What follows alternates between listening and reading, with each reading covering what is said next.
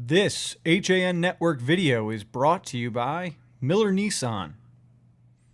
On the campus of Fairfield Ludlowe High School, this is the HAN Network's 2018 Spring Sports Tour. I'm Frank Cornitos today alongside the captain of the Falcons sailing team. He is Jonathan Mears. Jonathan, first of all, though, you are not the only captain. You got a fallen comrade missing today as he had the wisdom teeth yanked. Yeah, he's not doing too well. He would not be a good suit right here right now. John, we were just talking before, and we've been so impressed and so intrigued with all the sailing captains that we met. You said it best, though. You guys don't get a lot of recognition. But talk about the emotions, the energy that goes in to sailing and what it's been like getting back out there to start this season. Sailing is just, people don't realize, but it's a really physically demanding and tactical sport, and it takes smart kids and just kids who just really want the will to win. It's a hard sport. People don't really understand what goes into it or what we do out on the water, but it's just as much demanding as the other sports that we have here. And these kids, they're full of integrity. They're just optimistic all the time. They always want to learn. And just being out on the water is just, we all share that common attitude that we just love being out on the water, and we always love being in this place. Well, before we dive deeper into this year's roster and your first match earlier this week, I want to talk about the fall. You guys had one of the coolest experiences. You wrote down as your favorite member. You went down to New Orleans for a race. Tell us more about that. Well, it was four of us, me, my captain, Cooper Sterlin, a girl crew, Tori Maletti, Everett Nash, and we all got to fly down to New Orleans, and it was on this beautiful yacht club that was brand new. That was because the old one was destroyed by the last hurricane, and we got to sail out of University of New Orleans boats and Tulane's boats. There was 36 teams, I believe, there. We were on the lake there, and it was just incredible conditions, just fast wind, heavy waves. It was insane, but trying all the New Orleans food, great spicy food, that was one of the pluses, and just got to tour some of the colleges there. We got to go out and have a great time every night. It was a great experience, and it was nice to sail in a different place because you rarely get to do that. It's such an expensive sport that high school sailing, college sailing really lets you get out there and sail at these different places that you wouldn't normally sail at.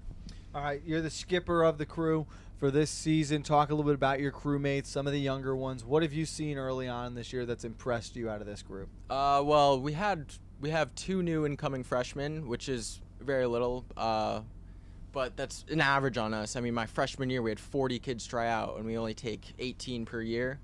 But for some of the new kids, it's not a learn to sail program. We want to see that they can sail, and they're really developing to sail. And it's all about the coaching. And if they can't sail, I'll get in the boat with them, and after a day they'll just become just such much more of an experienced sailor just from getting one-on-one. And they want to learn, they want to be there. Sometimes they don't even get to sail at regattas, but they're always there, they're always out, and they're always looking to improve. You guys had your first race earlier this week. You took on Rye Country Day, Rye Public, and Greenwich. Talk a little bit about that race, what you liked out of your team, and what you guys are hoping to improve on now moving forward.